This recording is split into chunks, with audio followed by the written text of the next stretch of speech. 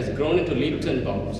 One of the important criteria in today's world is sustainable green machining, that is economical as well as environmental impact of the industrial practices. So we are here to do a project on the title minimum quantity lubrication. Our preliminary objective is to employ this minimum quantity lubrication into micro and small scale industries. So we are going to customize our own MQL system and compare it with the existing one and compare the performance of the system with the other industrial practices. So here goes our project. The experimental setup consists of a compressor, a cutting fluid reservoir. The air was supplied from the compressor through a pressure regulated gauge and the throttle, and cutting fluid was supplied with help of a gravity field, which is more simpler than the motorized supply system. Both were mixed using a spray gun. The spray gun that was used here was two fluid coaxial flow external mixing, and from the spray gun it was sent to the tip of the nozzle, and from the nozzle it was supplied to the work tool interface.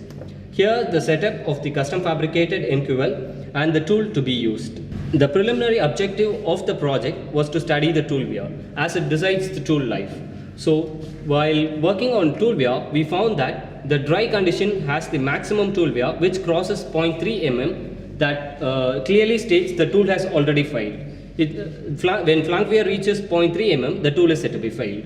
When going for flooded, we found that though the tool did not wear, it was almost in the verge of failure. In MQL setup, we found that it's far lower than the flooded actual dry machining. That clearly states that MQL has a better advantage.